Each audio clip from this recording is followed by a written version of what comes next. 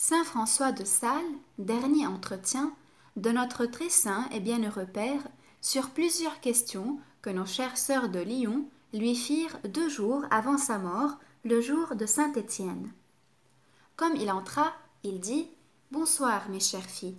Je viens ici pour vous dire le dernier adieu et m'entretenir un peu avec vous, parce que la cour et le monde me dérobent le reste.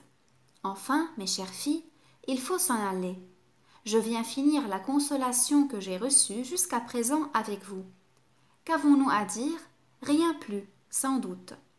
Il est vrai que les filles ont toujours beaucoup de répliques. Il est mieux de parler à Dieu qu'aux hommes. Notre mère lui dit « Monseigneur, nous voulons parler à vous afin d'apprendre à parler à Dieu. » L'amour-propre, dit-il, se sert de ce prétexte-là. Ne faisons point de préface et asseyez-vous, je vous prie, car nos sœurs sont incommodées. On lui demanda si ce n'était pas mieux et plus simple de regarder les vertus de Dieu que non pas celles des supérieurs et des sœurs. Il répondit que non, que cela n'était pas contraire à la simplicité, et qu'il était bon de le faire, mais que, qui voudrait regarder leurs vertus pour éplucher celles qui sont plus vertueuses que les autres, ou afin de censurer et murmurer de leurs vertus pour y trouver à redire. Ce serait là où il y aurait du mal. De les regarder afin de les imiter et en tirer de l'édification. Or cela est autre chose. Si vous regardez leurs vertus avec une grande charité pour les imiter, vous ferez bien. Les vertus de Dieu, en tant que Dieu, sont si excellentes que pour satisfaire à notre faiblesse, il s'est voulu faire homme pour nous montrer l'exemple de ce que nous devons faire, afin que nous puissions l'imiter. C'est une bonne chose de regarder et se représenter les exemples des saints afin de les imiter, et surtout du roi des saints, notre Seigneur. Il est écrit que saint Antoine passa toute l'année de son noviciat à considérer les vertus de ses frères, et, comme une soigneuse abeille, il cueillait sur chaque fleur de celle-ci le miel qui lui était nécessaire. L'amour de Dieu est inséparable d'avec l'amour du prochain, et il est toujours mieux de regarder les vertus de notre Seigneur. Monseigneur, lui dit-on, il y a des filles qui s'amusent tant à regarder les vertus des supérieurs qu'elles sont toujours après à les louer et applaudir. Quoi, dit-il, fait-on cela séant? Oui, monseigneur, il y en a 3 ou 4 qui font cela. Ma fille, vous ne devez pas souffrir cela. Quand les inférieures connaissent que la supérieure est un peu vaine et qu'elle se plaît à être louée et aimée, elles la rouent plutôt afin que la supérieure les aime que non pas pour autre fin. Mais si elle voyait que la supérieure rechigna et fit mauvaise mine quand elle la loue, elle ne serait pas si prompte à le faire. Que faut-il faire donc, monseigneur, quand on nous loue? Il s'en faut aller à Dieu et les laisser là. Mais pour les inférieures, quand la supérieure loue quelques bonnes actions qu'elles ont faites, il ne faut pas qu'elles s'en aillent. Il est quelquefois nécessaire de le faire. Mais pour les supérieures, elles ne doivent pas permettre cela en façon quelconque. Mais il ne faut pas s'en étonner, parce que là où il y a de filles, il y a aussi de louanges et des flatteries. Vous demandez si ce n'est pas une grande faiblesse de désirer les charges et de se mettre en peine quand on nous n'en donne point. De les désirer, cela est bien mal, comme aussi de s'en mettre en peine. C'est une faiblesse que d'amuser son esprit à cela, surtout quand elles sont honorables. Nous sommes si aises d'avoir quelque charge pour surexceller par-dessus les autres, comme d'être supérieure ou assistante, afin de faire voir là son bel esprit, car ma sœur ordonne et dispose si bien. Nous sommes si aises de faire voir que nous savons fort bien ordonner. Mais, dit-on, si j'étais supérieure, je pratiquerais tant la vertu, l'humilité, la charité. Oui, ma sœur, notre amour-propre aime tant que l'on voit la beauté de notre esprit. Ma sœur est si douce quand elle est élevée par-dessus les autres et que personne ne lui dit rien. Tout le monde remarque sa vertu. Il n'y a nul doute que l'on ne nourrisse bien son amour-propre là-dedans. Le désir des charges est fort commun, mais il n'y a point de mal quand il est hors de notre volonté. Il se faut moquer de tout cela. Ce n'est pas en religion que l'on doit chercher et désirer les charges honorables. Les mondains et ceux qui sont à la cour ne font autre chose que de courir après les dignités. Aussi la cour n'est faite que pour cela. Mais quand cela arrive en religion, c'est un signe que l'on n'est pas encore bien dénué ni mortifié. Il faut bien prendre garde qu'il y a des âmes qui ont une si grande peur que le désir des charges entre en leur esprit, qu'elles sont toujours en appréhension et inquiétude, et n'ont jamais l'esprit tranquille ni reposé.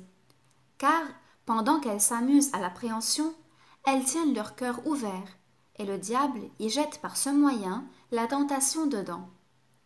Elles ressemblent à ceux qui ont peur des larrons. Ils sortent dehors et laissent la porte ouverte, et cependant les larrons entrent et font ce qu'ils veulent. Il ne se faut pas mettre en peine quand nous sentirons des désirs en nous.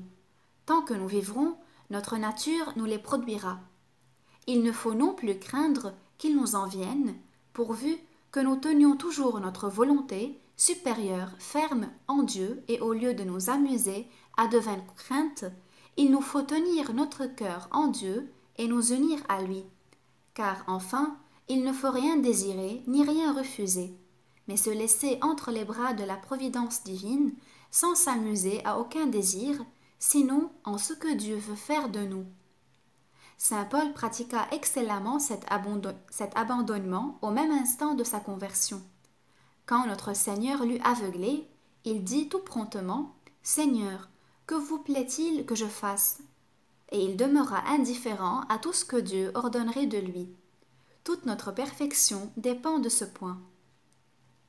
Il ne faut donc pas désirer les charges honorables, parce que cela empêche grandement l'union de notre âme avec Dieu, qui se plaît en la bassesse et humilité.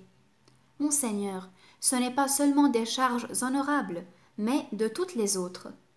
Saint Paul nous défend de désirer des charges relevées et des prééminences. De désirer les basses, cela est encore passable. Néanmoins, ce désir est suspect, car saint Paul, écrivant à un sien disciple, lui défend entre autres choses de ne point occuper son cœur à aucun vain désir, tant il avait de connaissance de ce défaut, et que cela retarde notre avancement. Vous demandez si on ne peut pas désirer des charges basses parce qu'elles sont pénibles, et il semble qu'il y ait plus à faire pour Dieu et plus de mérite que de demeurer en sa cellule. Oui, ma fille, car David disait qu'il aimait mieux être abject en la maison du Seigneur que d'être grand parmi les pécheurs.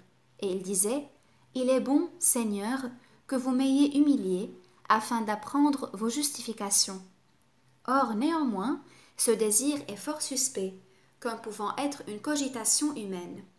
Que savez-vous si après avoir désiré ces charges basses et humbles, vous aurez la force d'agréer les abjections et humiliations qui s'y rencontreront?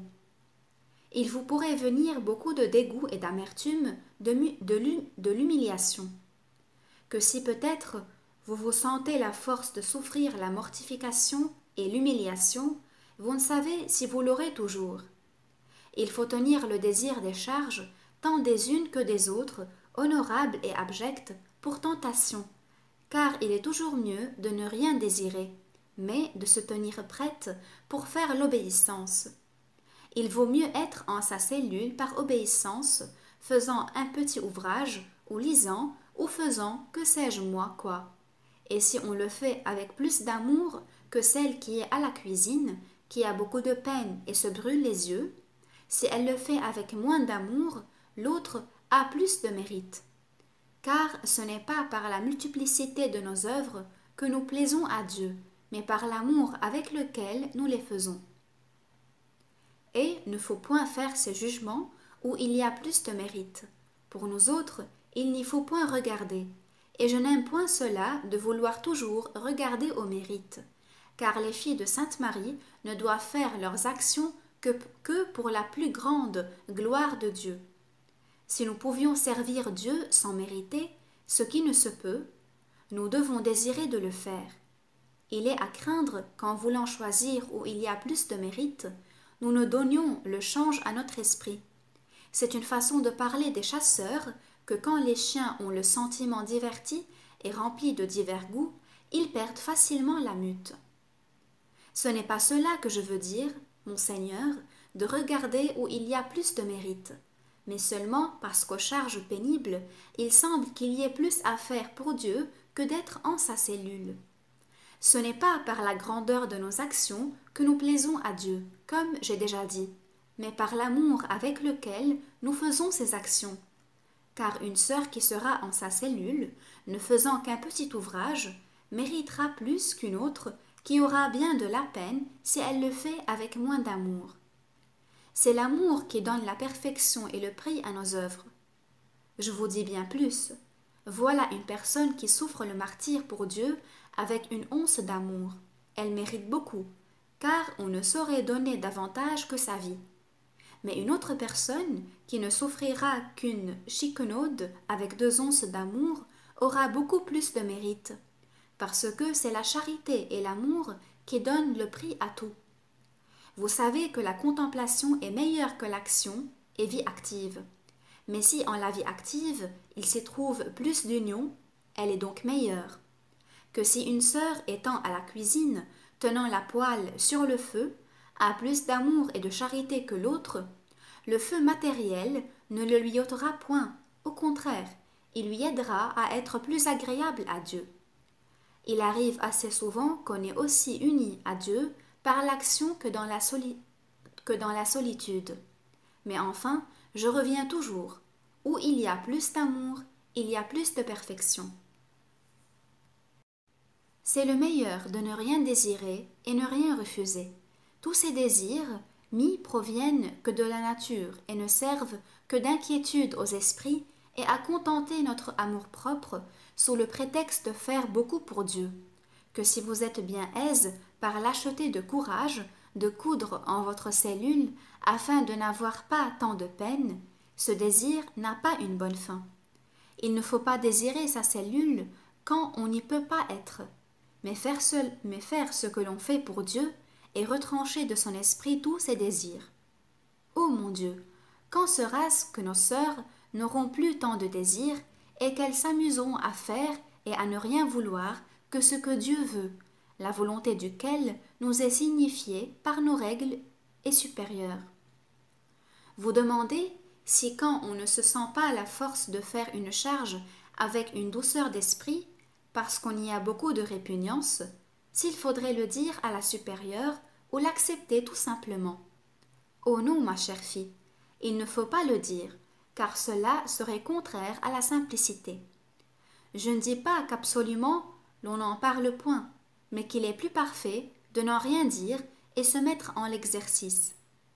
Il est dangereux que l'amour-propre nous le fasse dire, de crainte que nous avons de ne pas le bien le faire, pour nous excuser quand nous viendrons à y manquer, afin que l'on soit averti. Cela est bien dangereux et suspect. Bien que nous le fassions sous prétexte d'humilité, il ne l'est nullement. Au contraire, cela est contre l'humilité. Si l'on me donnait des charges honorables ou abjectes, je les prendrais et les recevrais avec humilité, sans rien dire un seul mot, ni n'en parlerais en façon quelconque, sinon que l'on m'en interrogeât. Car alors je dirais simplement la vérité, comme je me sentirais, sans autre chose. Mais vous demandez s'il ne faut pas dire les mouvements de son cœur en rendant compte à la supérieure. Or, la reddition de compte, c'est autre chose. Oui, il faut les dire tout simplement, mais pour toutes ces petites choses qui passent par l'esprit sans s'y arrêter, je trouverais meilleur que l'on passât tout cela entre Dieu et soi, parce qu'il n'est pas digne d'attention. Mais si cela s'arrête en l'esprit et qu'il nous fasse faire quelque faute, c'est cela qu'il faut dire. Si chacun voulait choisir en religion les charges à sa fantaisie, que serait-ce sinon faire chacun sa volonté? Que nous doit-il importer d'avoir de la peine aux charges, puisqu'elles nous sont imposées par nos supérieurs qui nous représentent Dieu? David disait « J'ai été fait comme une bête de charge pour porter les commandements du Seigneur. en quoi il nous fait bien voir la soumission que nous devons toujours avoir en tout ce qui nous est ordonné de Dieu et de nos supérieurs. Vous demandez si les désirs, quoique involontaires, ne nous retardent pas beaucoup en la perfection. Oh non, ma chère fille, notre nature nous les produira toujours. Les désirs, pensées et mouvements involontaires ne nous peuvent point nuire en la perfection. Nous le voyons bien en saint Paul, lequel étant tenté de l'aiguillon de la chair, ce mouvement le pressant fort, et il demanda par 3 fois à Dieu d'en être délivré. Et lors il entendit notre Seigneur qui lui dit « Paul, ma grâce le suffit, la vertu se perfectionne en l'infirmité. » Et lors il demeura tranquille et paisible en sa peine et tentation. Que nous doit-il soucier si nous sentons de la peine, pourvu que nous fassions notre devoir? Laissons aboyer ce matin contre la lune, il ne nous peut rien faire si nous ne voulons. Notre Seigneur nous en a voulu donner l'exemple au jardin des Olives, voulant sentir des mouvements contraires à sa partie supérieure, bien que sa volonté fût conforme à celle de son Père éternel. Il ne laissa pas de ressentir, mais il y a cette différence entre notre Seigneur et nous, que volontairement il voulait ressentir pour l'amour de nous, s'en pouvant exempter en tant que Dieu, mais nous ne le pouvons, encore qu'il soit contraire à notre volonté. Vous demandez s'il ne serait pas mieux de se divertir simplement que de contester avec son esprit et s'opiniâtrer à vouloir rejeter la tentation. Qui en doute, ma chère fille, qu'il ne vaut mieux parler à notre Seigneur en se divertissant simplement que de disputer et s'opiniâtrer avec le diable. La simplicité est toujours préférable en tout. Par exemple, si le désir me venait d'être pape et que la papauté m'occupait l'esprit, je ne ferais que m'en rire et me divertirais en pensant qu'il fait bon en la vie éternelle, que Dieu est aimable, que ceux qui sont au ciel sont heureux de jouir de lui. Et ainsi faisant, je me divertirais généreusement et noblement, car lorsque le diable me mettrait dans l'esprit le désir de la papauté, je parlerai à Dieu de sa bonté et choses semblables. Vous demandez s'il ne faudrait point recevoir de scrupules quand on n'aurait point fait attention un jour ou deux à la rejeter, étant ainsi occupé en Dieu, sans faire attention à s'en divertir. Qui en doute, ma chère fille, qu'il ne soit mieux de se tenir ainsi en la présence de Dieu, plutôt que de tant fléchir et réfléchir sur ce qui se passe dedans nous et autour de nous. Vous demandez si on se sentait un grand scrupule, ne pouvant accoiser son esprit, à cause que ses désirs et tentations ont enduré, si on s'en pourrait confesser. Vous le pouvez si vous voulez, et dire « Je m'accuse d'avoir eu 2 ou 3 jours une tentation de vanité que je suis en doute de n'avoir pas rejetée. » Vous dites, mon Seigneur, qu'il ne faut rien désirer. Mais ne faut-il pas désirer l'amour de Dieu et l'humilité? Car notre Seigneur a dit « Demandez et il vous sera donné, heurtez et il vous sera ouvert. » Ô ma fille, quand je dis qu'il ne faut rien désirer ni demander, j'entends pour les choses de la terre, car pour ce qui est des vertus, nous pouvons les demander. Quand nous demandons l'amour de Dieu et la charité, nous y comprenons l'humilité, toutes les vertus, car elles ne sont point séparées les unes des autres. L'on demande si une novice, d'abord qu'elle entre dans la maison, se jetait dans cette indifférence de ne rien désirer ni refuser. S'il n'y aurait point à craindre que ce fût plutôt par lâcheté et négligence d'esprit qu'autrement, et si elle ne ferait pas mieux de s'adonner à l'humilité et autres vertus qui lui sont nécessaires. Oh non, ma chère fille, si elle était conduite par ce chemin, il n'y aurait rien à craindre, car, ne désirant que l'amour de Dieu, elle pratiquerait toutes les vertus et tout ce qui est nécessaire pour plaire à Dieu, car l'amour de Dieu surpasse toutes les vertus. Plus à Dieu qu'il y en eût plusieurs qui fussent conduites par cette voie, car n'ayant rien dans l'esprit que ce seul désir de plaire à Dieu, elle ferait toutes choses avec perfection, sans se mettre en peine de ce qu'on penserait d'elle. Vous demandez comment il faut faire pour se bien confesser. Que voulez-vous que je vous dise? Vous le savez déjà tant, mais j'aime bien pourtant que l'on me fasse ces demandes ici. La confession est une chose grandement importante. 3 choses y sont nécessaires. La première, d'y aller purement pour s'unir à Dieu par le moyen de la grâce que l'on reçoit en ce sacrement. Les religieux ont en cela un grand avantage par-dessus les mondains, étant hors des occasions de ces grandes désunions, parce qu'il n'y a que le péché mortel qui nous désunisse de Dieu. Les péchés véniels ne nous en désunissent pas, mais ils font une petite ouverture entre Dieu et l'âme, et par la vertu de ce sacrement, nous réunissons notre âme à Dieu et la remettons en son premier état. La seconde et troisième condition, c'est d'y aller purement et charitablement. Au lieu de faire cela, l'on y porte bien souvent des âmes toutes embrouillées et embarrassées, qui fait qu'elles ne savent pas bonnement ce qu'elles veulent dire. Ce qui est de grande importance, car elles mettent en peine les confesseurs parce qu'ils ne les peuvent pas entendre, ni comprendre ce qu'elles veulent dire. Et au lieu de se confesser de leurs péchés, elles pêchent pour l'ordinaire en se confessant. Il se commet en confession 4 grands manquements. Le premier, c'est d'y aller pour se décharger et soulager, plutôt que pour plaire à Dieu et s'unir à lui. Il nous semble que nous avons l'esprit si content quand nous nous sommes bien déchargés, et pensons que cela suffit, comme si notre paix et repos dépendaient de cela.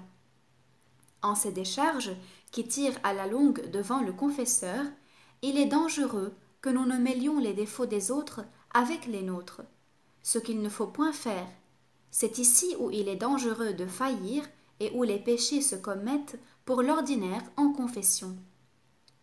Le deuxième manquement, c'est qu'ils vont dire de beaux discours et agencement de belles paroles, racontent de grandes histoires pour se faire estimer, faisant semblant d'exagérer leurs fautes par leurs beaux discours, et d'une grosse faute ou d'un gros péché, ils le diront en telle sorte qu'il semblera bien petit, et faisant ainsi, ils ne donnent pas connaissance aux confesseurs de l'état de leur âme. Le troisième manquement, c'est qu'ils y vont avec tant de finesse et de couverture qu'au lieu de s'accuser, ils s'excusent par une grande recherche d'eux-mêmes, craignant qu'on nous voie leurs fautes. Cela est très pernicieux. Qui le voudrait faire volontairement? Le quatrième manquement, c'est qu'il y en a qui se satisfont à exagérer leurs fautes, et d'une petite faute, ils en font une très grande. L'un et l'autre de ces manquements est très grand. Je voudrais que l'on dise simplement et franchement les choses comme elles sont. Il faut aller à la confession purement pour nous unir à Dieu avec une vraie détestation de ses pécheurs, de ses péchés et une volonté ferme et entière de s'amender, moyennant sa grâce. L'on demande si les sœurs doivent discerner les petites obéissances d'avec les grandes, et si on doit s'accuser en ces termes. Mon père, je m'accuse de quoi j'ai fait une désobéissance en chose d'importance ou en chose légère, ou s'il faut dire la chose tout simplement comme elle est. Et si l'on doit discerner les obéissances de la règle et des constitutions, parce qu'il y en a qui nous et d'autres qui nous sont commandées absolument. Ma fille, votre demande est de très grande importance. Les confessions doivent être tellement nettes et entières que rien plus. Je n'ai jamais approuvé qu'on y fût avec un esprit embrouillé. Il faut dire les choses comme elles sont. Vous mettez les confesseurs en peine. Ils ne vous entendent pas et pensent que les petites fautes soient quelque grande chose. Si votre désobéissance est grande en elle-même, dites-la comme elle est, tout simplement. Pour ce qui regarde les petits manquements, c'est autre chose. Car, disant au confesseur, je m'accuse de quoi j'ai manqué à 2 obéissances légères et de peu d'importance, cela le tient en repos, sachant que ce n'est pas grande chose. Il faut bien considérer les circonstances de tant de petits manquements, car la règle et les constitutions n'obligent nullement à pécher d'elles-mêmes. Ce n'est donc pas la règle ni les constitutions qui font le péché, mais les circonstances et les mouvements qui, en toute autre occurrence, le causeraient. Comme par exemple, la cloche nous appelle le matin, qui est la voix de Dieu, et je demeure un quart d'heure après qu'elle aura sonné. Qui ne voit qu'en cela, ce n'est pas la règle, ni les constitutions qui nous font faire le péché, car c'est un péché véniel cela, mais le mouvement de paresse par lequel nous désobéissons. Et pour la règle, ma fille, il n'y a nul doute que les fautes que l'on fait contre ne soient plus grandes que celles que l'on fait contre les constitutions, car les règles sont les fondements de la religion, et les constitutions ne sont que des marques et des traces pour nous faire mieux observer la règle. Et pour les choses qui nous sont conseillées des règles et constitutions, il n'est pas besoin de s'en confesser, car il n'y a point de péché. Mais pourtant, la circonstance pourrait être telle en chose de conseil qu'elle serait péché, comme le mépris et autre chose. Le mépris nous fait faire beaucoup de mal. Dites-vous, ma fille, si à la récréation on a suivi quelque passion et fait quelque chose ensuite de celle-là, comme de contester en quelque chose légère et de récréation, sans s'en apercevoir qu'après que cela est fait, s'il y a matière de confession. Oh non, ma fille, il n'y en a point en ce qui se fait par surprise et simple récréation. Mais si vous ne vous soumettez pas intérieurement, il s'en faut confesser. Aux manquements qui se font contre la règle par surprise, il n'y a point de péché, non plus qu'en ceux qui se font par surprise de nos passions. Il n'y a que la volonté déterminée qui fasse le péché. L'on demande si, en l'examen, il ne faut pas distinguer les péchés véniels d'avec les imperfections. Il n'y a point de doute, ma chère fille, qu'il ne soit très bon de le faire pour ceux qui le savent. Mais de 200, il n'y en a pas deux qui le sachent faire. Les plus saints même y sont bien empêchés, ce qui est cause qu'on apporte de grands embarras et un amas d'imperfections en la confession, sans distinguer nullement le péché d'avec l'imperfection. Cela met bien souvent les confesseurs en peine, car il faut qu'ils distinguent pour voir s'il y a péché, et par conséquent matière d'absolution. Je vous dirai sur ce sujet ce qui m'arriva un jour en confessant la bienheureuse sœur Marie de l'Incarnation étant dans le monde. Après l'avoir confessée 2 ou 3 fois, elle s'accusa à moi de plusieurs imperfections, et ayant tout dit, je lui dis que je ne lui pouvais pas donner l'absolution parce qu'en ce dont elle s'accusait, il n'y avait pas matière d'absolution. Ce qui l'étonna grandement, parce qu'elle n'avait jamais fait cette distinction du péché d'avec l'imperfection. Voyant cela, je lui fis ajouter un péché qu'elle avait fait autrefois, ce que vous faites vous autres. Elle me remercia de la connaissance que je lui avais donnée de ce que jusqu'alors elle avait ignoré.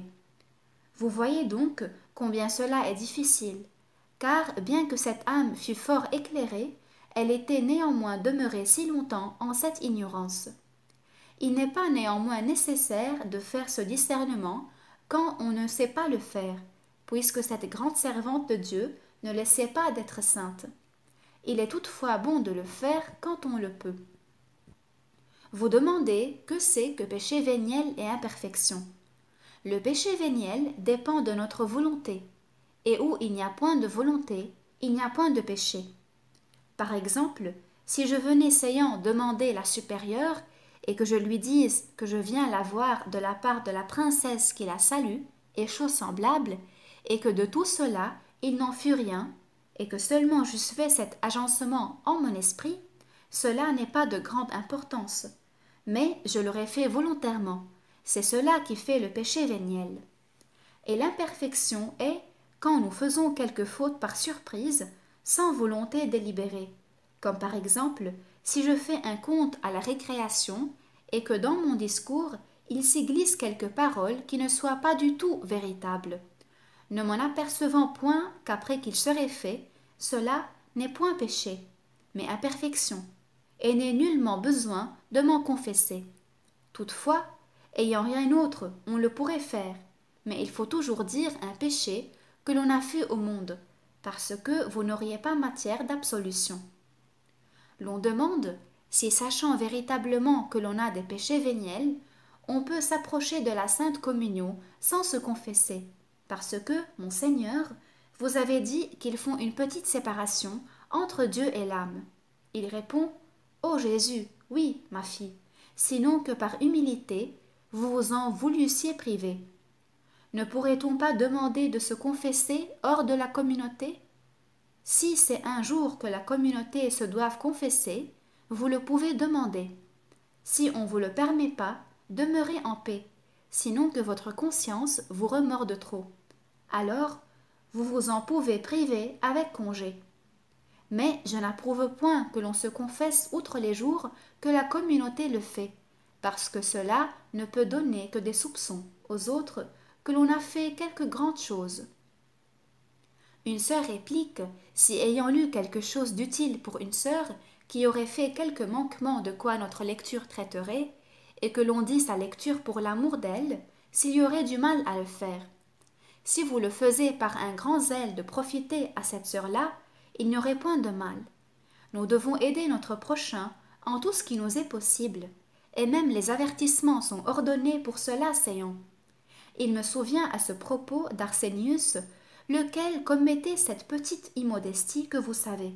Et de vrai, la douceur avec laquelle ses saints-pères le reprirent est admirable, et fait bien voir comme l'on doit faire la correction doucement, particulièrement aux vieilles personnes. Si une sœur ne s'amende point de témoigner son aversion, elle perd le mérite et la suavité de la bonne conversation, et elle ne rend pas son devoir à la communauté. Vous demandez ce qu'il faut faire quand la supérieure dit quelque chose que l'on n'a pas fait. À cela je vous réponds, ma chère fille, qu'il faut faire deux pratiques de vertu. Quand la supérieure dit « Dites-moi, ma sœur, vous avez fait une telle chose ?» Si vous ne l'avez pas fait, il faut répondre simplement et humblement à la vérité. Si elle vous réitère que vous l'avez fait, faites deux actes, l'un de soumission et l'autre d'abjection, parce que l'on croit que vous avez manqué. L'on demande si l'on doit s'empresser de faire prendre quelque chose à la supérieure quand on pense qu'elle en a besoin, ou bien si on doit se tenir en repos, pensant qu'elle a assez l'esprit de la règle pour demander ce qu'elle aura besoin et nécessité.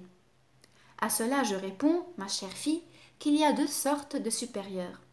Les unes qui sont grandement rigides et austères pour elles-mêmes, et pour celles-ci, il ne faut pas attendre qu'elles le demandent, mais il faut les prévenir quelquefois avec discrétion. Mais je vous dirai bien que les supérieurs se sentent obligés à une sainte austérité en l'observance de la règle. Cela les rend plus retenus. Les autres sont trop tendres et trop libres, et prennent fort volontiers leur soulagement. Pour celles-ci, il ne faut les point presser. Il suffit bien qu'on leur donne ce qu'elles demandent.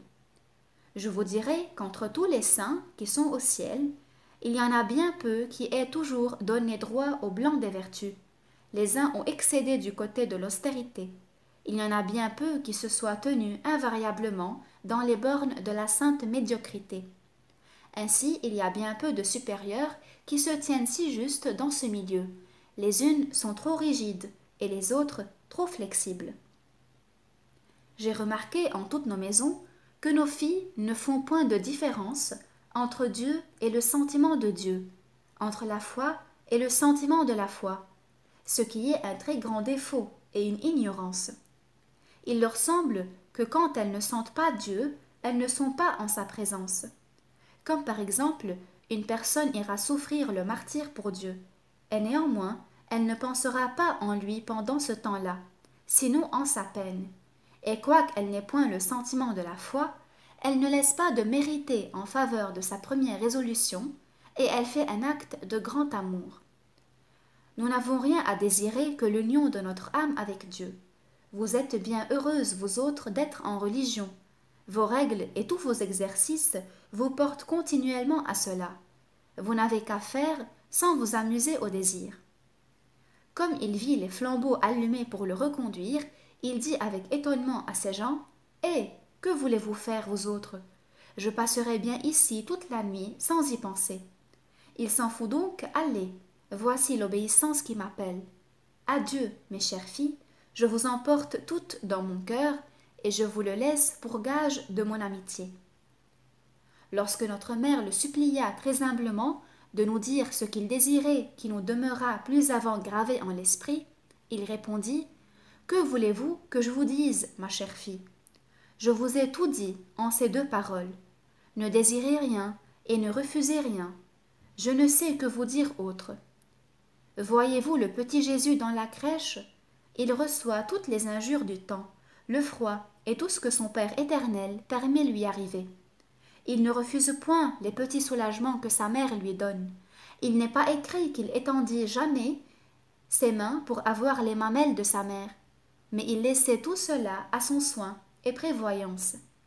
Ainsi, nous ne devons rien désirer ni rien refuser, souffrant tout ce que Dieu nous envoiera, le froid et les injures du temps. On lui demanda s'il ne se fallait point chauffer.